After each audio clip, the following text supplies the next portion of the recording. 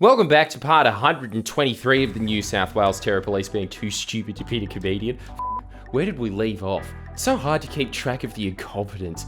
Oh, that's right. After failing to put a suppression order on me and failing to charge me for contempt, the New South Wales Police had another go, serving me an application for a suppression order that had more typos than an essay written by a coked-up man with Parkinson's on a broken typewriter, maybe? Actually, wait. I should apologise to the true detectives at the Fixated Persons Unit for that joke. Sorry for, as you put it, being so derogatory. I really don't want to be arrested, but anyway.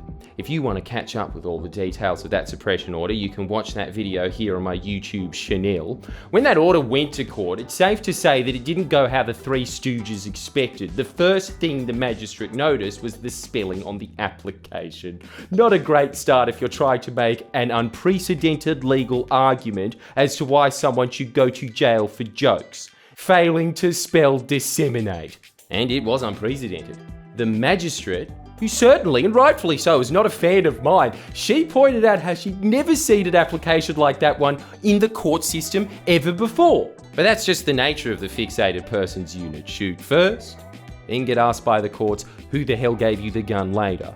And again, the cops pulled another extremely unethical surprise, claiming that their application for a suppression order was also an application to find me in contempt, which it wasn't, but the claim was just another attempt to deprive me of preparation. Again, because we have strong courts, the cops were slapped down for that trick too. I gotta say, I am glad Australia's an isolated country. Can you imagine if we actually had terror threats and this guy was in charge of stopping them? It's okay everyone, we're safe now. He won't detonate the bomb because it's attached to his body. If you want to kill us, mate, you're gonna have to kill yourself. Chess, mate. In the end, the application went about as well as the arrest of Christo, frankly, an illegal, incompetent, petty, politically motivated, vindictive exercise that ultimately proved worse than futile. I'd love to see the Fixated Persons Unit try and spell all of those words, by the way. Fixated, F-I-C, The magistrate tried to glean one legitimate reason for the application from the cops for about 2 hours.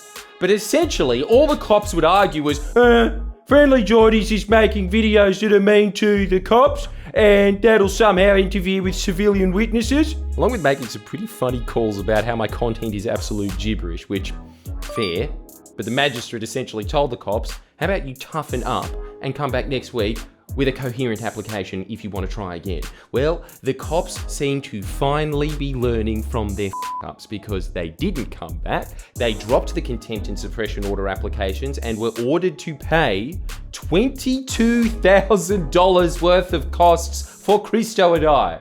Divided equally, of course. I've got to admit, I am in two minds about because one, f***ing idiots, wasting your money. But two, that is a disgusting amount of money. Tens of thousands of taxpayer dollars wasted on an application that anyone with half a brain knew that wasn't going to fly. Which really got me thinking, like in the arrest with Christo, how on earth did an application so political, so poorly written, so unprecedented come about? Well, thanks to a parliamentary hearing where the commissioners of the New South Wales Police were questioned by Gun Labor MLC Adam Searle, we now know. Okay, so to be very clear, this didn't also come from the Fixated Persons Unit. This was the prosecution's unit on a frolic of its own, was it? Well, no, it's the prosecutor who led that evidence, who is acting on behalf of a members of the Fixated Persons Unit. Okay. Without naming the individual, can you what sort of rank should these people be at in order to take these actions? Well, the Office of Constable allows any person to be an informant in accordance with the law.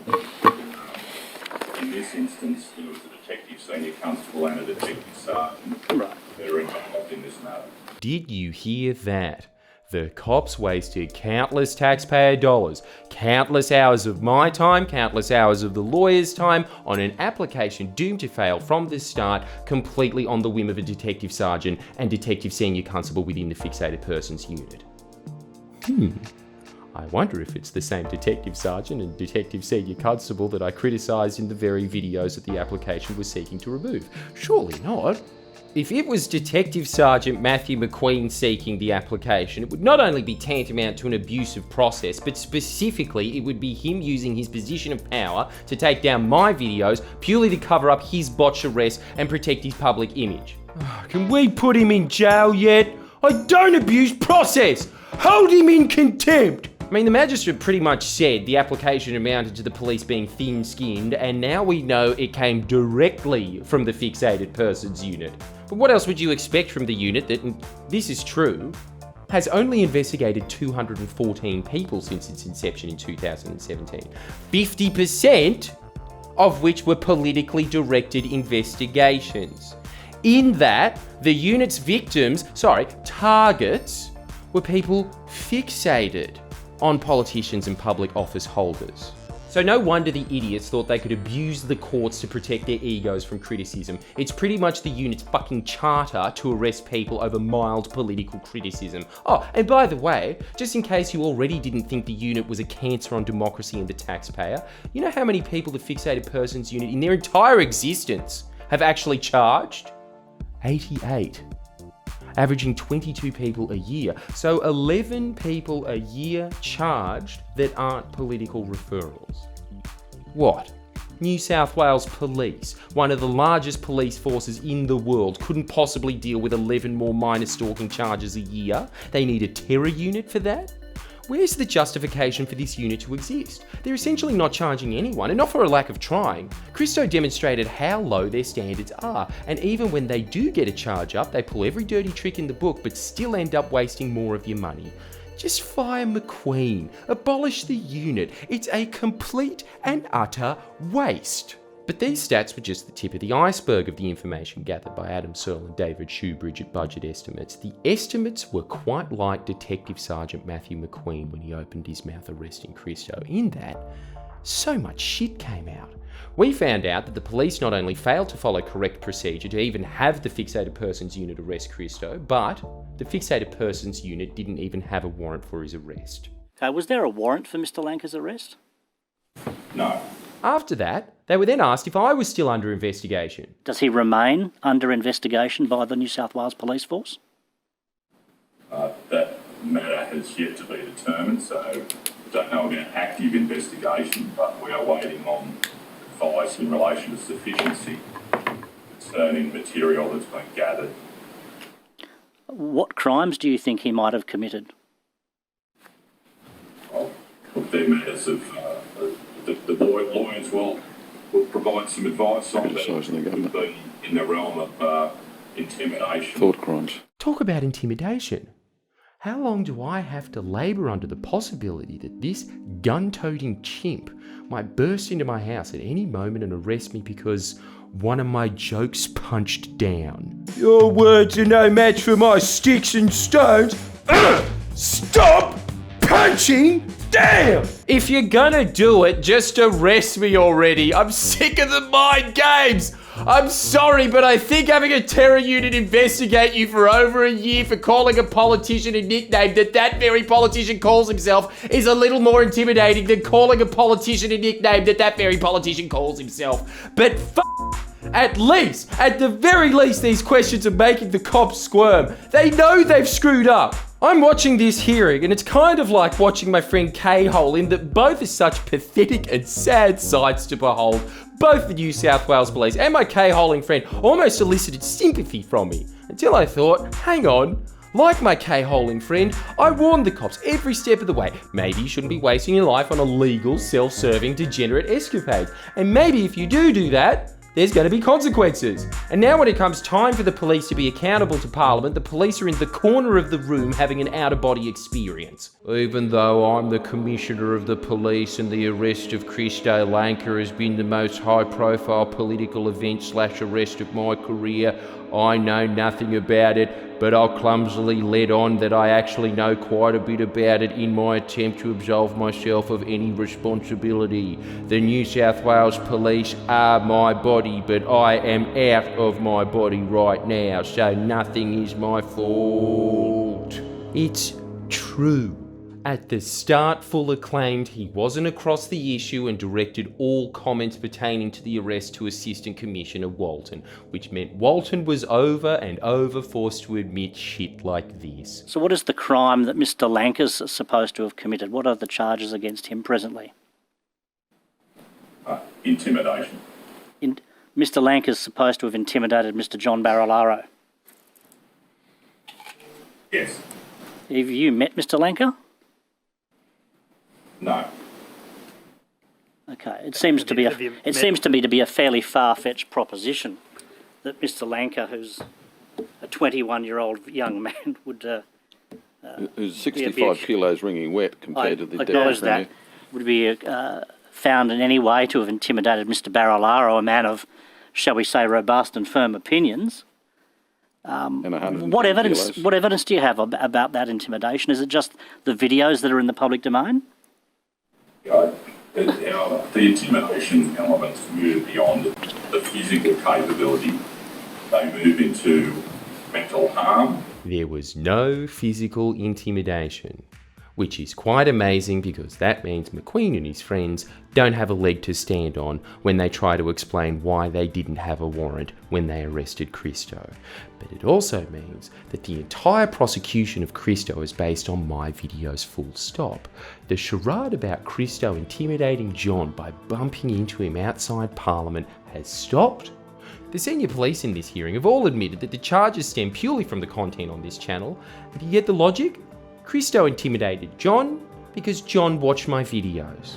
I know Shooters MLC Rob Borsak made the joke of thought crimes. Thought crimes. But the Fixated Persons Unit is so dystopian that thought crimes make a little more sense than what they're actually going off. They arrested Christo because the Deputy Premier thought Christo might have committed thought crimes. Actually, that's too clear-cut.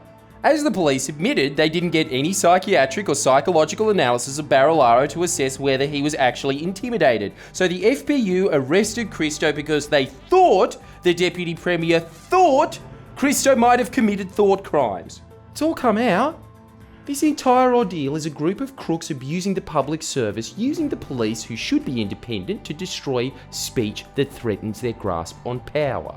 Eventually, all of these concessions got too much for Fuller to handle, and he had to jump in with, coincidentally, the exact same line of propaganda his ex-neighbour ScoMo has been spewing out for the past few months, at the same time managing to completely contradict his assertions of indifference to the arrest. The sort of stuff that Mr. Walton talks about online, and kids committing suicide, adults committing suicide because of online bullying and harassment, is that Parliament is going to have to get the grasp on what standard do you want us to enforce more than how we're dealing with it, sir, out of respect. Well, Commissioner, this is in fact my question. Without that legislative apparatus, the police here have had to, well, they've made a decision, they formed a judgment, and they formed a judgment about where robust public criticism of a government minister has crossed the line. You know, it's a matter for the court, but that's the judgment the police have made. Upon what basis and on what policy has the police filled in those gaps? Yeah, and I think Mr. Walton has explained that without having the brief in front of us, but the matter's still before the court. I understand that. And what happens is either we will lose and I'll have a black eye, and then I'll come to government and say, you either need to change the legislation if you want us to protect our kids online, if you want us to protect even our leaders online. Or maybe you don't prosecute journalists. I think David Shoebridge summed up Fuller's borderline psychotic argument best in this tweet. Commissioner Fuller arguing that the prosecution of Christo Lanker is their only possible response to online bullying and harassment and is needed to prevent young people from the risk of suicide. For one, I think it's quite funny that the New South Wales Police Commissioner is equating Barilaro's ability to handle criticism with that of a child, but I also think that there's something completely disgusting and sinister with these extremely powerful men hiding behind children committing suicide to justify political violence against critics. And it's nothing more than that. There's no legitimate concern for children. Was there any concern or follow-up from the New South Wales Police for Christo's younger brother, who out of nowhere had his mum violently assaulted just outside his room and his older brother in handcuffs driven away by unidentified men? Nothing.